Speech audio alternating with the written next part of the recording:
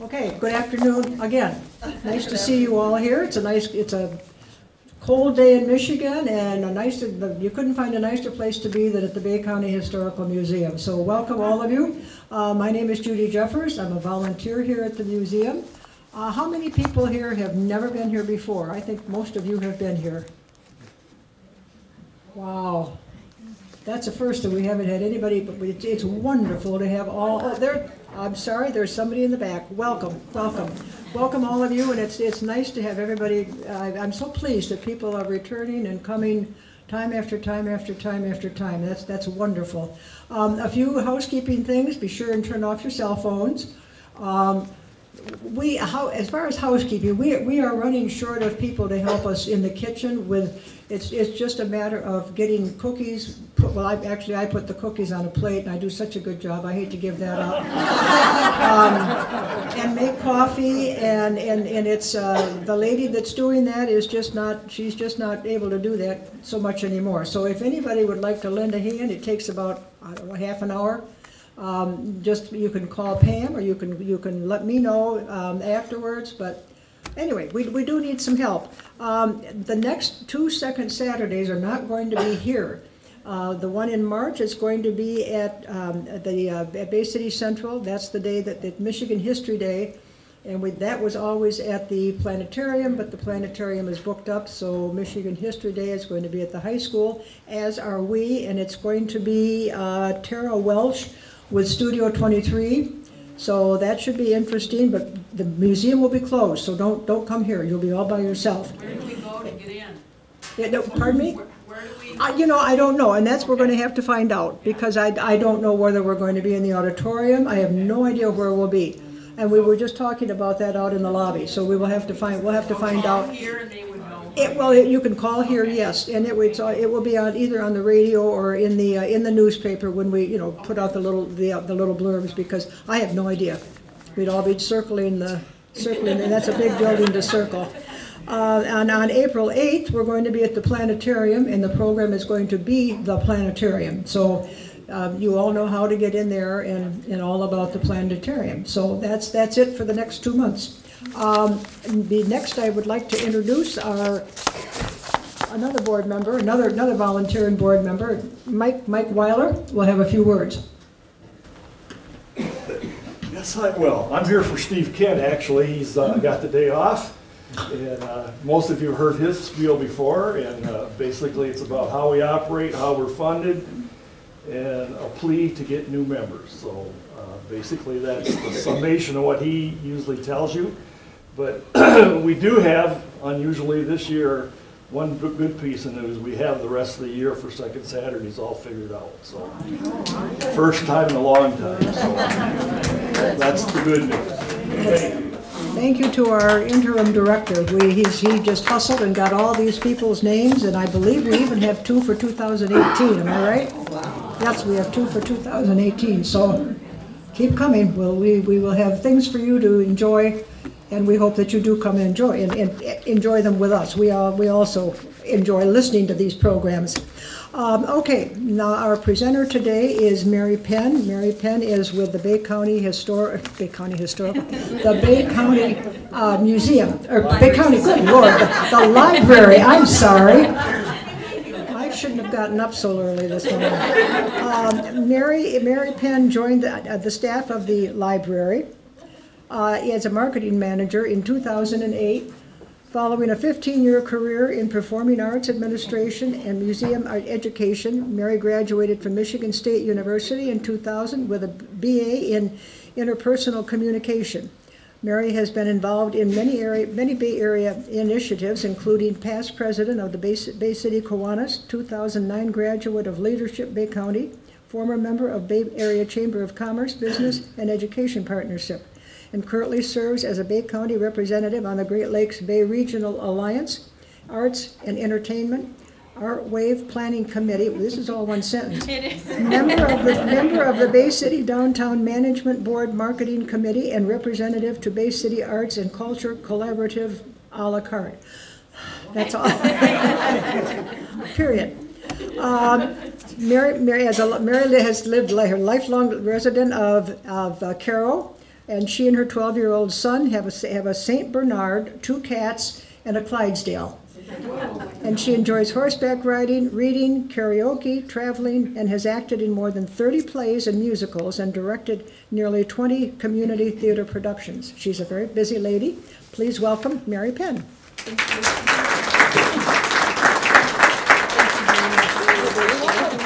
That was great. Get your stick. Thank you. You're so welcome. I have to practice tapping.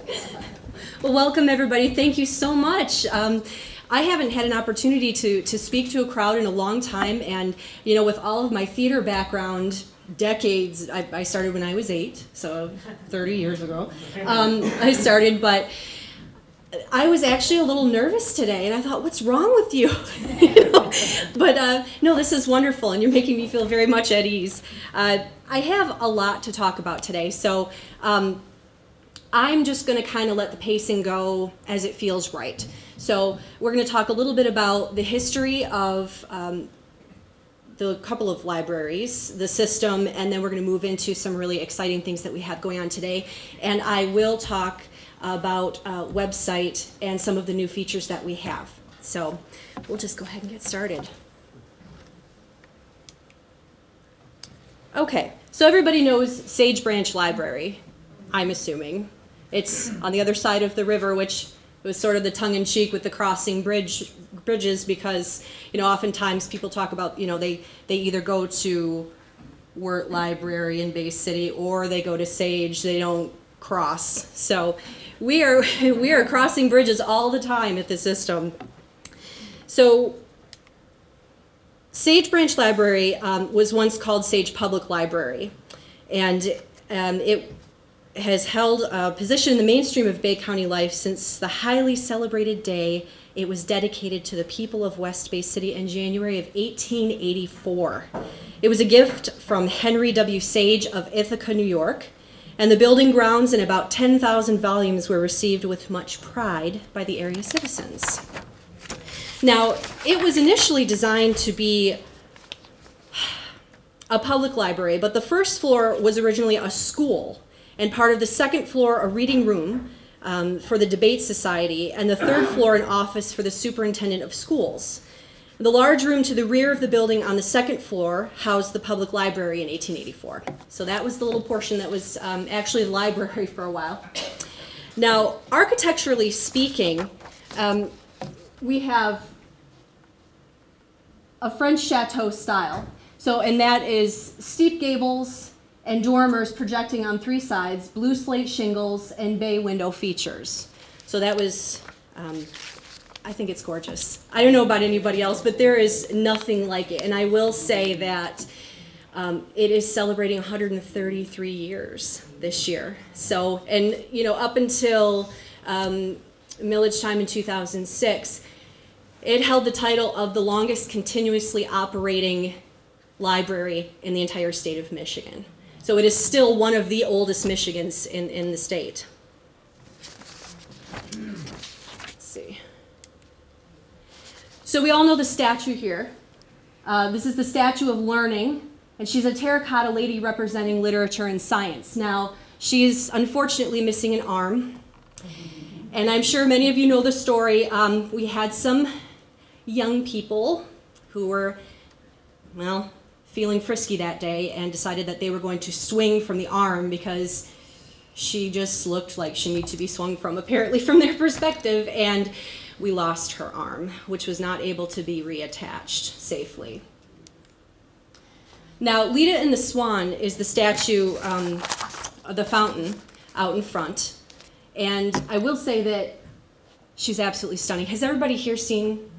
Okay, good, I'm glad, because we do a very good job of taking care of the statue now, but there were funding cuts in the 70s and some vandalism also with that. Now, it's an octagonal reflecting pool, and Lita was donated by Henry Sage during the time of the library's construction in 1883. And the iron fountain was cast by Mott Foundry of New York, but they believe that the statue was imported from Italy. Can't confirm, but that's what we're sticking to. So again, there were, difficult financial times for the library, and the fountain fell into disrepair during the middle decades of the 20th century and was inoperative for many years prior to a major act of vandalism in 1977. So, seeing that the fountain was broken into a dozen pieces, Scott Pope began a rescue and restoration effort, which spanned 6 years. Now, he also spearheaded a Friends of the Fountain committee, and he organized the fundraising, redesign of the mechanical system, and refurbishing of the statue and the fountain. Now, the restoration project became a community-wide achievement in what the press called, quote, one of the best examples of community spirit witnessed here in recent years. So we're very proud of that. We're very proud of that, and we're very happy that our citizens come together here and they care, and we're very happy that they did. Now, Sage Public Library, Sage Branch Library, is listed on both the state and national registers of historic sites. So that allows it to be protected. So that was one of the biggest things that they needed to do to be able to make sure that that building stays where it is. Okay, so does anybody remember when the building was white? Yes. It was not originally white. It was painted white for about 80 years. Okay, and this is part of the restoration project. So the historic registry, getting on the historic registry allowed this restoration project to happen. Because if it hadn't happened, we wouldn't have the great library that we have today, because it wasn't just the outside of the building. There was a ton of stuff that they did on the inside. They had to chemically treat the many, many layers of paint to get it off of the structure. And the chimneys were reconstructed in places. Bricks were replaced around the building. New landscaping was completed in '83. The third floor was an unfinished area that was used by the janitor and superintendent of schools. And it just had exposed brick walls, the wood columns. It wasn't usable for the public. So it had to be renovated. And you've been to the third floor now? You wouldn't know that it had been like that, would you? But a huge project nonetheless. So the new construction, there was new construction. It added an enclosed stairwell. A lot of the stuff was just compliance to make sure that to bring it up to code. Public restrooms, essential, of course. Programming room at the south end of the building, an interior elevator, which is also essential for ADA compliance. Barrier-free, gradually sloping walkway from the parking area. And the program community room is housed in the addition on the south side of the building. So, of course, you had to add the circulation desk and things like that, too. The second floor is now the adult nonfiction and reference collection, periodicals and computer stations. Third floor is now fiction and popular materials, in case you were wondering. The basement is where staff is. That was also renovated. So, luckily, everything was completed. We have the gorgeous facility that we have today that is still historic and majestic, but we can all actually use it. And it was rededicated on November 10th of 2004. Okay. The Carnegie Library. This is Mr. Carnegie. I really liked this quote. I wanted to include it. A library outranks any other one thing a community can do to benefit its people. It is a never-failing spring in the desert. I thought that was really nice. Okay.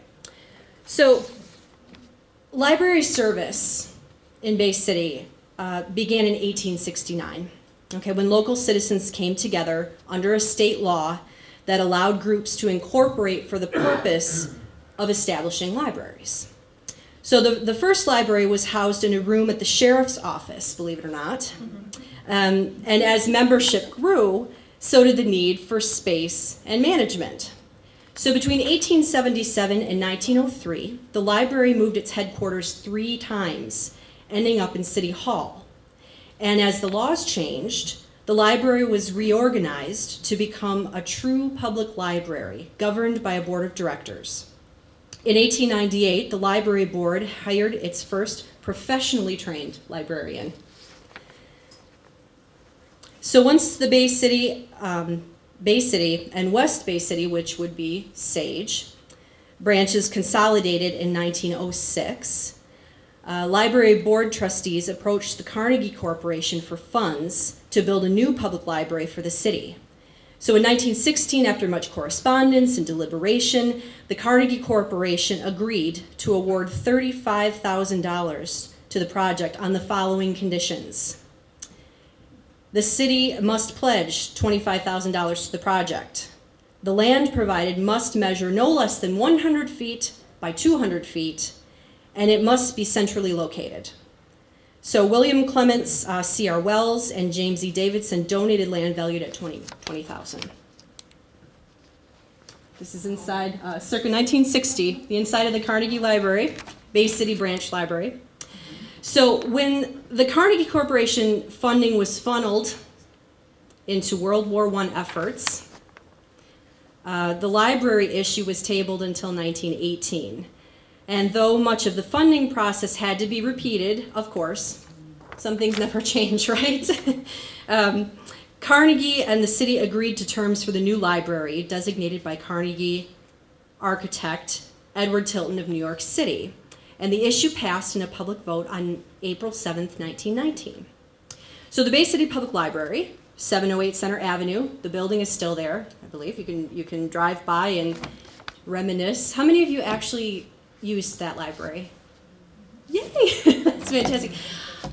I'm sad to say, Carroll resident, I never did, and I really didn't know anything about this until I started working here, and really only in the last few years, because I started in 2008. So didn't talk a whole lot about that. I always saw it though, driving on Center. I was like, oh, that's a really, I wonder what that was. Now I know, and now I'm presenting about it, right? See how the world brings it all together? Okay, so it operated for nearly 80 years. Circulation and foot traffic increased, of course. Now the building was only 9,900 square feet. The national trend for libraries to include more entertainment, classes, workshops, and technology, and the introduction of laws defining accessibility requirements. It wasn't ADA compliant. It just wasn't. And there was no room to do anything.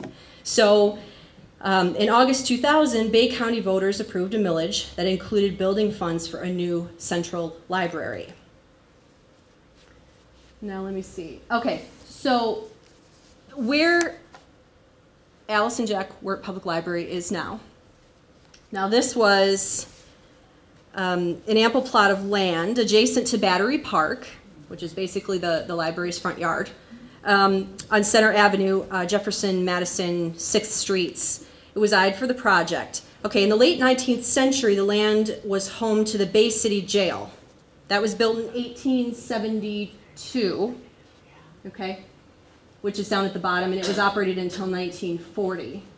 Okay, and the Redondo building, am I pronouncing that correctly? Redondo? Is it Redondo? I apologize, my bad. Redondo building. Redondo building is up on the top. It's the large building over on the left-hand side. And then the Bay City Jail is right next to it on the right. Okay. So, but a fire destroyed the Bay City Jail in April 1st, 1940.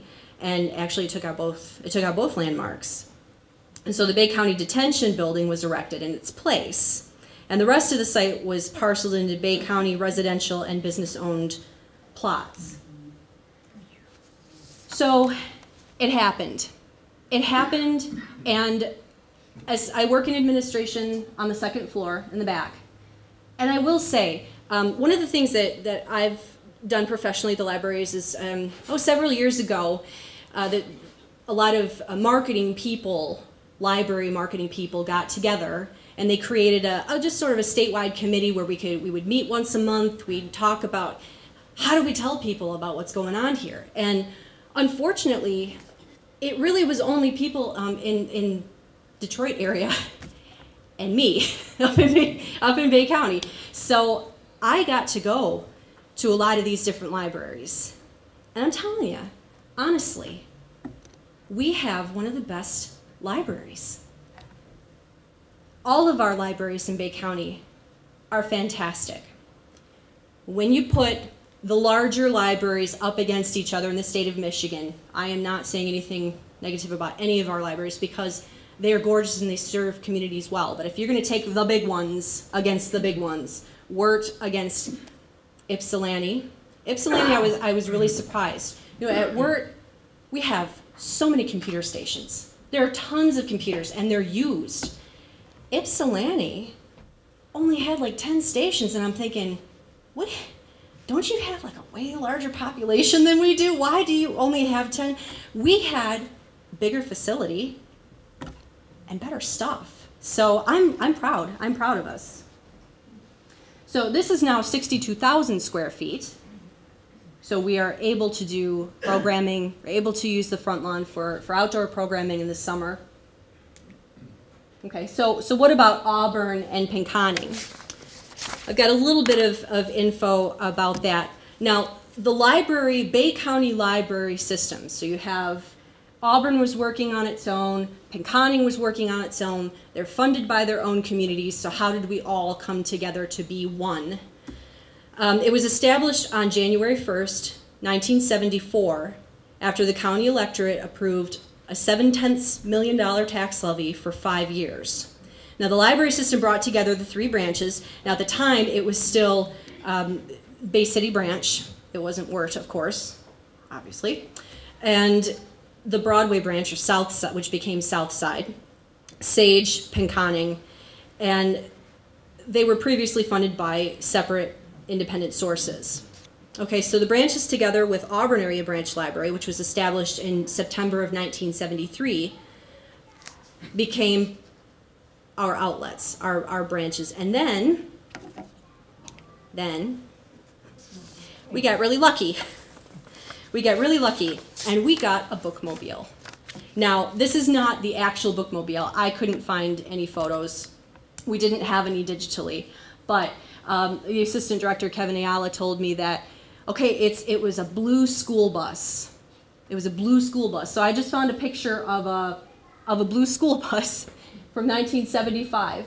And so it was originally called the Book Buggy. Did anybody use the Book Buggy or see it around town? Yeah. It started out with, I think, 18 locations, and mostly rural areas, which of course is the purpose. Now, I think when it first began, it was part of a larger movement for senior services. Okay, the bookmobile was just part of that, but it has grown. Now we do 40, 46, roughly, something like that, roughly 46, I think, locations, but it's daycares and things like that, serving the whole county. So, unfortunately, the engine died on this first one, and they had to find a replacement, so they got one out of Scottsdale, Arizona, refurbished it, and put it in service in 1990. But, like we talked about with Sage, like during that time, there were budget constraints. And so, of course, as with any responsible organization, you have to sort of dial back on the extraneous stuff, bring it in. And there was snow. We know where we live. We know what the salt does. That's what the salt does after being on the road as a refurb in the first place. So had to find another replacement, and they did in October of '99. This one was important because it was the ELF, the extremely low floor, to be able to accommodate people with different abilities. So that was a plus. Now, I didn't realize that they're all basically refurb school buses. Like, all of the bookmobiles are refurb school buses. I had no idea. I thought it was a Winnebago or something like that. Apparently, it was not. So this is the new one, 2014. Very, very proud of this. And we get almost 6,500 visitors a year, which is a lot. You don't think about that. 19,000 checkouts just here. And then 74 programs just on the bookmobile, with over 1,700 people attending. Okay, so I had some embedded video, kind of wasn't compatible with the computer, so I'm going to hop on here to... Life is always moving, even after business hours. So what do you do when you need your library but can't find the time to get there? Luckily, the Bay County Library System is available to you 24 hours a day through any internet-connected device. Your library subscribes to more than 50 databases, putting thousands of articles at your fingertips. Learn a language, plan your investments, run your business, find consumer product ratings, fix your engine, research your health, and more. But the access to important information doesn't stop there. The BCLS website is also a portal to student information to help kids get their research projects done on time. Bay County is a large area, and it isn't always convenient to visit Wirtz Genealogy Center. Don't worry, we have you covered. You can still find relatives from long ago and complete your family tree using one of our online genealogy databases. Your favorite magazine subscriptions can cost a lot, but through Zenio for Libraries, you can read more than 300 popular titles online for free with no limits and no return dates. No library is complete without a great selection of books. If you live in Bay County, you can check out an ebook or audiobook from our growing Overdrive collection. Simply choose your title, check out, and enjoy. The best part is that books return themselves, no more late fees. Pull out your favorite device, relax at home, or reach us on the go at www.baycountylibrary.org. So, online resources. We go from history to the present.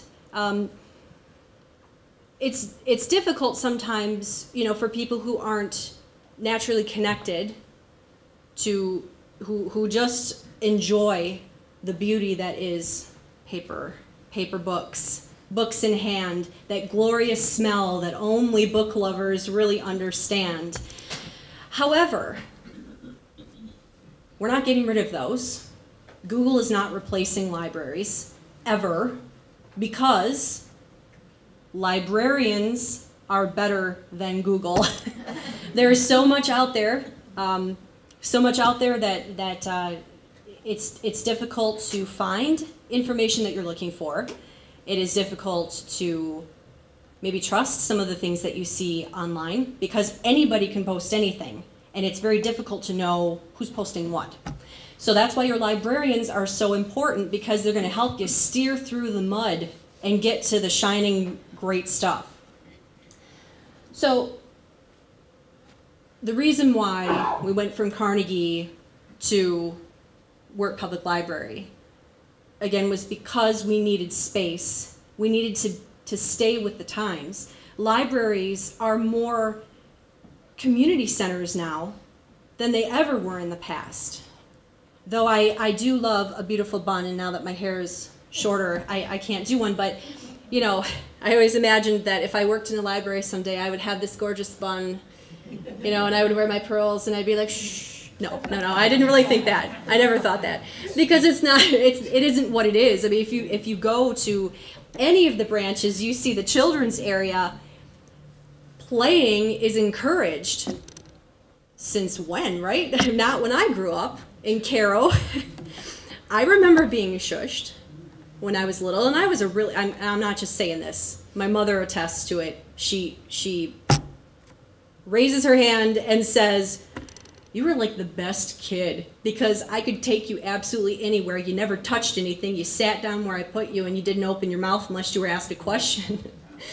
I don't know what kind of formula she had. Maybe it's the watering Carol, but I don't know. But so, even for me, the good kid being shushed at the library, that's just not what they're about. I think at one time they kind of were, because they're, they're academic, and we have this idea of academia must be, but children learn by playing, and children learn by reading out loud. And we do have programs where we bring therapy dogs in, especially for reluctant readers. Now, I'll admit, I hate to admit this. It makes me so sad. My kid hates reading. He's 12, hates it. And I went, how is this even possible? And you do realize I work for a library, right? and you can't ever tell people here, I'm telling all of you, but I feel like we're such good friends and close company now that I can admit that kind of stuff. But he still goes to the library. What do you do with kids who hate reading? Well, you have to have other forms of reading. Comic books are a form of reading. And that's really the only thing that he likes to read. And so I was, all this time I'm thinking, oh man, what's he gonna do? He doesn't like reading, and reading is so important. You gotta read 20 minutes a day, and all this stuff. And I brought him to the library for a book report the other day to find he had to do a biography and dress up like somebody. So he chose a scientist. And he picked up an adult book on string theory. And I went, oh man, for the kid who absolutely hates reading, this is like the worst thing in the world to have him take home because he's going to get frustrated and he's not going to want to pick anything. He read a third of the book and was taking notes on chemistry and physics equations. So, what does this story have to do with anything? The point is, we have to evolve. We all have to evolve in order to help reluctant children thrive. And the library is a really good place to do that. They can play. They can play with puppets. They can go upstairs in the adult section and grab books on string theory. I have no idea. He explained it to me. And I'm thinking, the next genius. Maybe that's just like Albert Einstein, who couldn't do well in math in school, and that's going to be, I'm realistic too, but, but maybe. But that's what libraries do. They're an opportunity for people to find those things, and especially with having a parent who out of the gate says, there's no way he's going to understand that or read that. Are you sure? Why don't you maybe we should just don't get that book. I'm glad I did. So that's what libraries are to me, sort of on a personal level. If he hadn't gone that day, if I hadn't let him look through stuff that I thought he was never going to get, he wouldn't be learning about all of these really advanced, cool things. And now he wants to be a scientist. He wants to learn about quantum physics and all those things that my eyes glaze over and cross, and I go, great, delightful. I'm so happy, sweetheart. I have no idea what you're talking about. That's great. So some of the other programs, I digress, some of the other programming that we have, STEM. STEM is a big one right now, and that's part of the reason why I brought the printer, the 3D printer here today. But Valentine's for Troops, where the kids come, adults can come to, and they can write an anonymous letter to a soldier. And those are sent overseas to people to read, and I'm sure it kind of lifts their spirits a little bit, especially coming from kids, to know that, everybody appreciates what you're doing. Reindeer at Your Library is probably one of our most popular programs. We have several thousand people come. It goes to all 4 branches. Reindeer. Tail wagging tutors would be for someone like my reluctant reader. My son also has a stutter, like many children do. And so I think, in school they do a lot of testing where they time your reading. And then the parents get a report judging the kid on how fast they can read a passage. Well, with a kid who stutters, if you're going to be judged like that, why would you even want to read in the first place, right? So, for children who maybe need a little bit of an extra encouragement, an extra push, I love this program. They bring therapy dogs in a 15-minute time slot so the kids can sit down and read to a therapy dog. There is no judgment, and the dog doesn't care.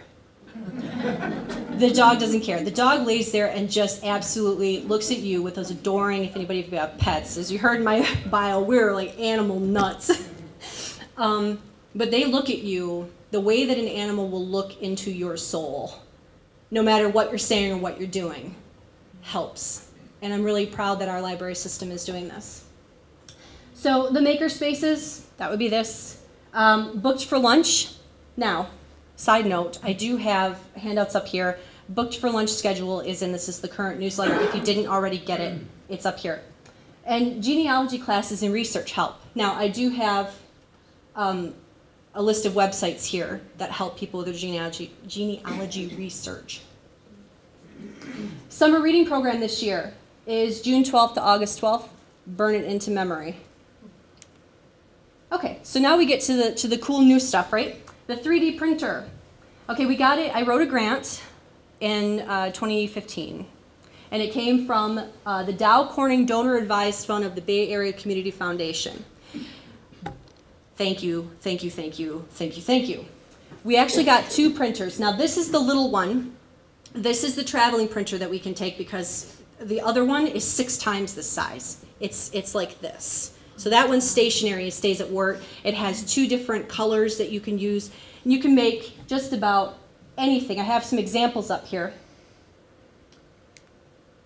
The Friends of the Libraries also deserve a huge thanks because they donated money to have a dedicated laptop. Why do we need a dedicated laptop? Well, hold on here. I got another video. Sorry. The Bay County Library System has much more than books. Your libraries can also bring your imagination to life in 3D. Are you an inventor, artist, student, or techie? With our 3D printers, you can create anything from models and prototypes to replacement parts, gadgets, and toys. This cutting-edge technology is not only fun, but also a great tool for parents and teachers to engage students in STEAM benchmarks as they combine science, technology, engineering, art, and math to turn 3D computer drawings into real-life objects. Our IT department can bring a demo to your school or organization, or you can make an appointment to get help with designing and printing at the library. For more information, go to the Services tab at www.baycountylibrary.org. When I first got here, I'm not going to lie, I had never touched this thing before today when I had to set it up.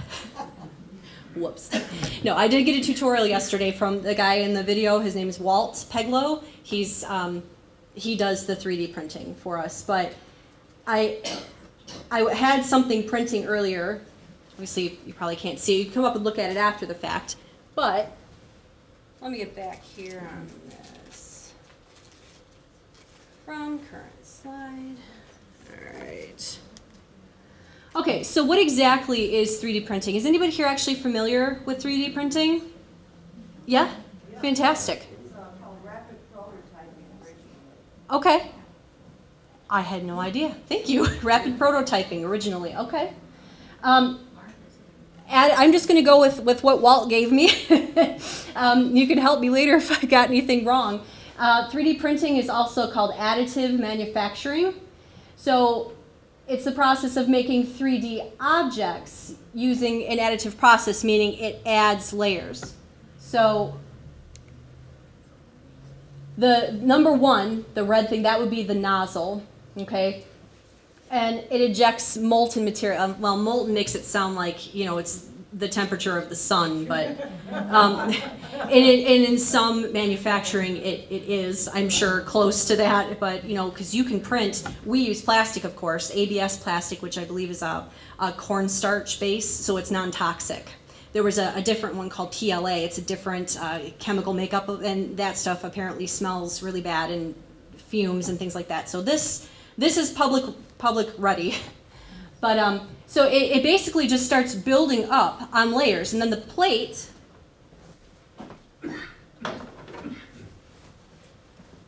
this plate is magnetic. You put glue on the plate, and the machine, as the nozzle is squirting out the stuff, the PLA, it will move this around in 4 directions, so it can build all of these things here. This was one that when the technology supervisor, Walt, was sort of trying to learn how it all worked, he made this and then he painted it. But it's, you know, it's solid. I can pass this around if people want to look at it. Who uses that? Yeah. We're going to get there in another slide or two. Okay. So, what can you actually do with it? So, you can use it for teaching tools, for sure. You know, it's really great for education because you have to build a 3D file to print. You know, it can't be, 2D kind of stuff. It doesn't just build it. However, we do have a scanner where you can take an object like that and scan it, and then it'll plug it in and create a file and copy, and you can just copy it and print another one. So things like AutoCAD, especially for kids, AutoCAD might be a little advanced, but Tinkercad is an online program. It's free, and you can design 3D objects in the correct file format. So you can make simple items like that's a Lego piece that Walt created to complex things. Now they are actually starting to build body parts with 3D printers. And then the child over there who has a hand. Yes. Now, who's this guy? This is actually, I believe, in a space, I think it's on the space station. The story goes, if I remember it correctly, is that they needed something broke, and they needed a tool. There had to be a certain size, in order to fix what it was they needed to fix, they didn't have it. So you're stuck up on a space station, what are you going to do? Well, you print one. They sent the file up into space. They sent the file, and he was able to print out the exact tool that he needed, fixed what he needed to fix. It's very fantastic. That's not something that none of us are going to be up in space unless you're lucky. Maybe some of our younger people become astronauts someday. But, but look at what it is, though. It's a simple tool. Any of you can make that. Things break. What do? We throw them away.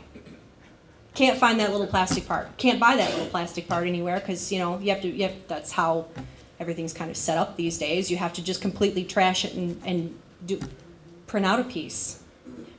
We've actually printed out pieces for people, and you can make things movable. You can print them in segments, and there's no metal in this. This is all just printing that was snapped together, and it moves. So you can do so many different things. It's because it's a question. Oh, that's really cool. For what am I going to do with it? I'm not going to use that. But you could. And if you don't want to design it, we can help. So if you have a need, there's a blue sheet up here for you. Take it. That talks about the 3D printing policy. The things, obviously, you use your imagination. There are certain things that we just cannot print. Just not going to happen. But look at the little kid. The library system is currently working on a prosthetic hand to contribute to this enable project. Okay, so it's a group of people all over the world that print these things out to help kids because prosthetics are expensive. Not everybody has insurance. All over the world, it's all something different. So people are printing these things out for low-income people and donating them. So we're looking into how we can help contribute to that project. I think that's really great. So why would you want to, use the library's printer? Because they're expensive. I mean, unless you're really into it and you plan on, I'm going to do this all the time. It doesn't make a whole lot of sense to spend $1,000. There are kits for about $350, $200. I mean, it was with everything, new technology, the prices are lowering, but if you're only looking to do that one thing or a couple of things, use the library.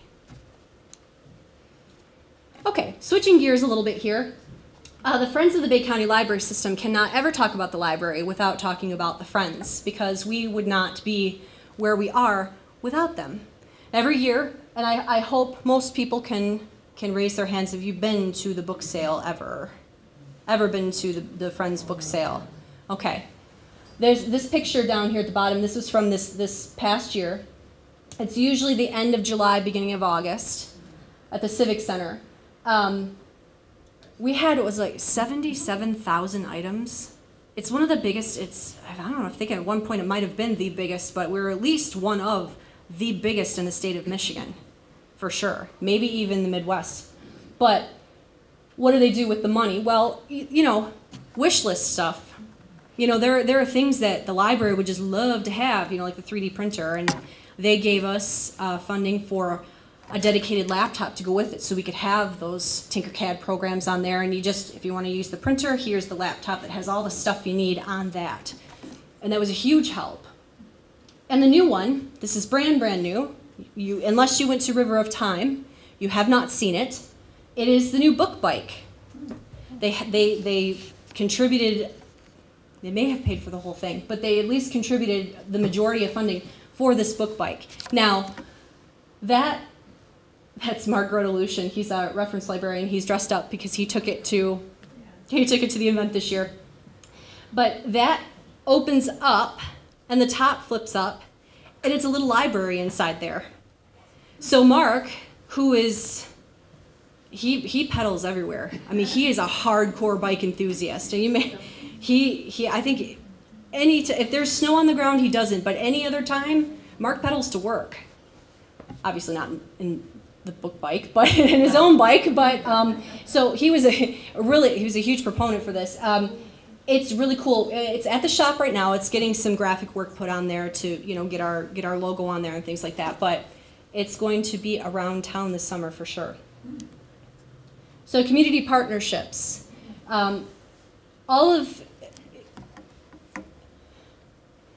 We don't exist in a bubble in the library world. We reach out as much as possible. Actually, that's why I'm here today. The reason why I'm here today is because I'm a member of A La Carte, and that is the 8 arts and culture nonprofits in Bay City and Bay City area. We've got Studio 23, State Theater, Delta College, Planetarium, us, the Historical Society, thank you very much, the Bay Concert Band, Bay City Players, and Bay Arts Council. So we get together about once a month, and we talk about ways that we can collaboratively work together. We have worked together on projects before. We do fundraisers together, and that pays for a cross-marketing calendar. So I'm sure if you're members of any of these organizations, you probably got the calendar in the mail, in which we have now turned into a newsletter. Did anybody get the newsletter? Okay. And Art Wave, of course, downtown Bay City. I love this picture down at the bottom. I put it here because I couldn't find a logo for the Literacy Council, but every year the library system participates in the Spelling Bee fundraiser, and this was one that they won that year. I think there's a rivalry going on with another group that we tend to go back and forth on winning. So, but there's Mark. Yep, there's Mark down at the bottom. Marilyn Kackmeister, Denise, great people. But you know, we try to be involved in as many civic clubs as possible. I was a past president of Kiwanis.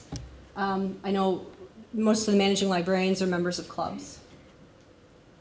Okay, so connecting with us. We've seen, you know that we have a YouTube channel. Just started the Instagram account. So you'll see, what on earth could this be? Does anybody have a clue what this is? This is at Wirt Library, in a place where none of you will ever go, at Wirt Library. It's on the roof. It's solar panels. Just this fall. What season are we in now? It was in the fall, I think. They all kind of run together for me now. I know if there's snow that it's winter. Somebody anonymously donated a solar panel system to Wirt Library. And that was installed on the roof. There was a dedication. We did have a lot of people out front. There were speakers and things like that. But it happened, you know, our newsletter, I'm assuming that you all get the newsletter. If you don't, you should. I think it fell in between newsletters, so it wasn't something that we could, you know, advertise that way. But this was a picture. I opened up the door to the roof not allowed to go out there, but opened up the door, and they were bringing the pieces in, and they put these giant cement brick things down, and then they were building that stuff, and then the panels were going to be attached to that. So I thought that was really cool. Why am I doing this? I'm done with that. Okay, so we have 3 Facebook pages. Why 3? That seems like overkill, doesn't it? Well, we have a main page, we have a children's page, and a teen page, so that we are not inundating people with 1,000 posts every day, because nobody wants to see that on Facebook to choke up their feed. So that way, if you have kids, you can just follow the ones that you like. YouTube, when we do our Booked for Lunch program, twice a year, we have authors and book reviewers come and give presentations about books. We post those on the Facebook page, so if you can't make it for some reason and you really needed to see it, it's there. If you need help with any of that stuff, you can contact us and we'll help walk you through it.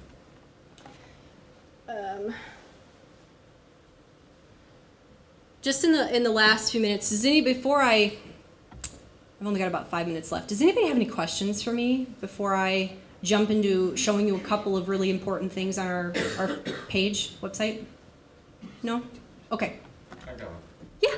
At the book sale, Yes. 70,000 books. I've often wondered where they come from. They come off the shelves, and how do you determine if that's how? where do they all come from? Donations. Thank you for asking. I appreciate that. Where do the books come from, he asked. Books come from donations from the public.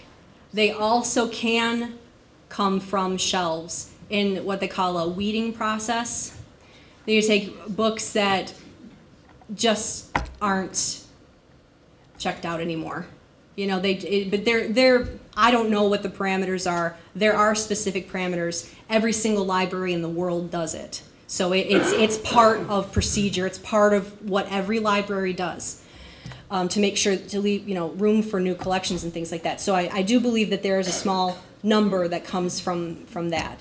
But if you have libraries or things, there was a gentleman who is very near and dear to the library system who had passed, and his family donated a collection of over 100 classical music CDs, like the good ones. Those went like hotcakes. So it isn't just the books; it's books and materials. So you'll be able to get maybe DVDs, things like that.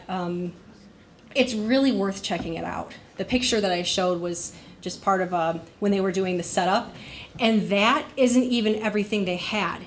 In the picture was going this way. Back here along the wall was just stacks of boxes, and as they were making room on these tables, hauling out new boxes and putting them out, and they do a really good job. What I really appreciate what the Friends do, and anybody who shops the sale I'm sure appreciates it too, they actually take the time to go through it and put them in sections. So you're not just going, oh, I want kids' books. Well, let's look through 77,000 and see where the kids' books are. It's awesome. It's totally awesome the way they. Yeah, it is. Yes? I've often wondered, what do they do with the books and materials that do not sell? They keep them for the next sales. Oh. Because if you want to have a ton, if you just start pitching them. The only things that they do wind up having to, and it's not pitching, it's recycling. Yes, it is recycling. Would be, sometimes, people mean well. People have collections that maybe got a little bit of water damage. Now they've got mold. Mold is dangerous to people, so those things will be recycled. But pitching doesn't really happen. One of the things they don't like to take encyclopedias.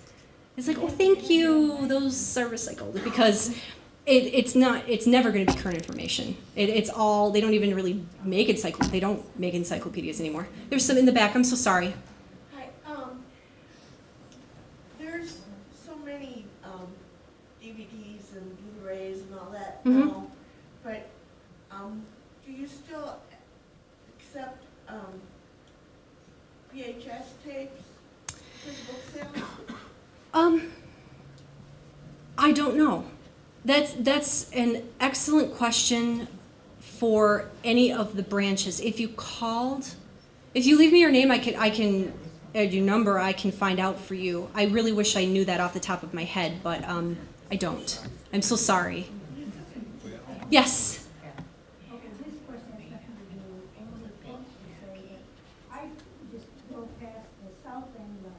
Yes. What is ever going to happen to this site? I love to go in that library. Yeah. The question was, what's the deal with the Southside Library? I personally don't know. I'm the marketing manager. I'm not part of the planning committee for any of that. Or that would be a board thing, and director question. I don't know. I really wish I did. I will find that out for you if you leave your information. I'm serious, because I can't answer right now. I don't know. But it's a valid question. Right now that's where the bookmobile is housed. The bookmobile is kept at the garage there. So, but that's as far as South Side. I've only ever been there once. I started in 2008. I've only been there one time. So. Rate these things. You have things that you need to know. Write them down for me. I'll take them back and I'll find out and make phone calls back to you. I will definitely do that for you. Anything else? Okay, quickly, because we've got like a minute and a half. Right? We can go over. That's all right. All right, I'm just going to do this. I'm not going to be facing you, so I apologize. We're just going to go through this quickly. Okay, so what on earth? No, I'm not, because I need 2 hands to use the internet. Right? Okay, I'll just talk loudly. Okay, so one thing in particular that I want to make sure that you see because it is new. Under Research tab, we have the Bay City Times Historical Archive. Excellent. So what can you do with that? It might be kind of confusing because it says Newsbank. If you go to this site, when you're not in the libraries, it asks you for a card number, so.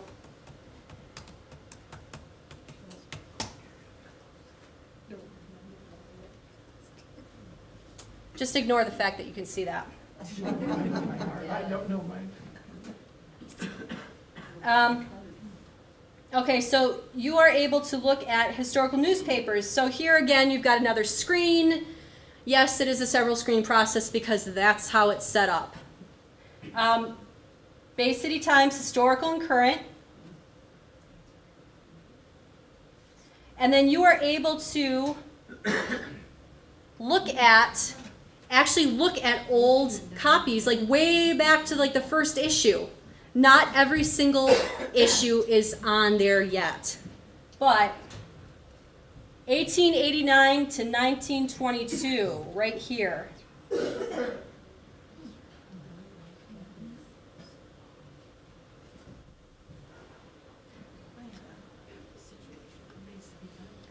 And right here you can see on the side, you're able to click on the year that you're interested in. Let's do 1889.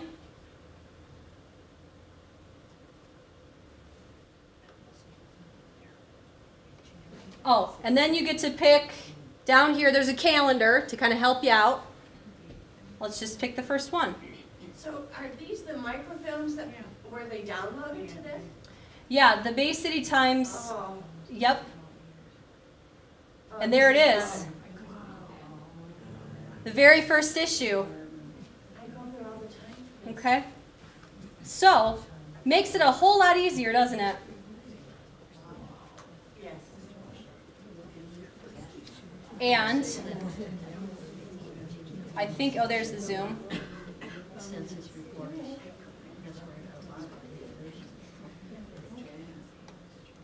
Look at that.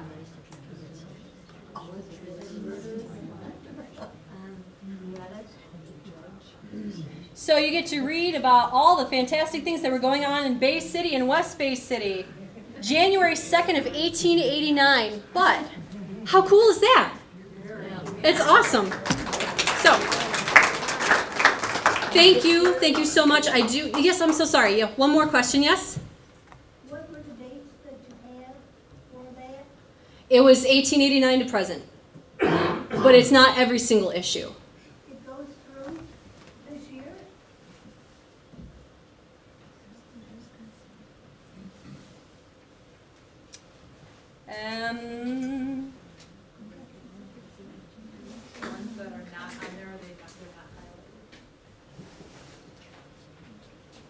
Okay.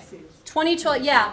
See, they have them, because of the, databases are huge, right? So they have them in 3 different categories, 1889 to 1922.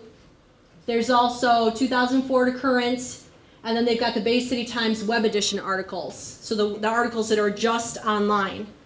That's another database, and those go from 2012 to present. So that's what it says.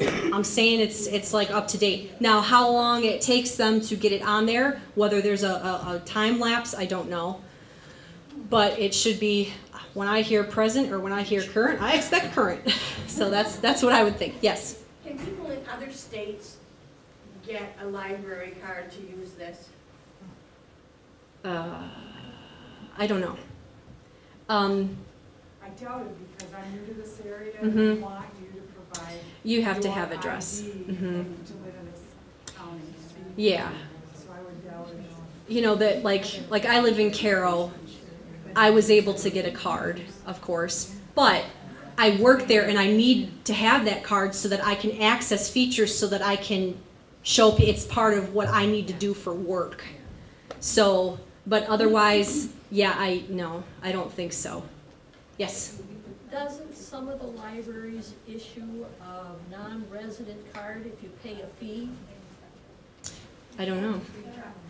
I really don't know. Thomas Township will issue Saginaw residents for a fee, and I believe some other areas. Yeah, I don't think that we are doing that necessarily. I don't think that they don't charge for a library card. So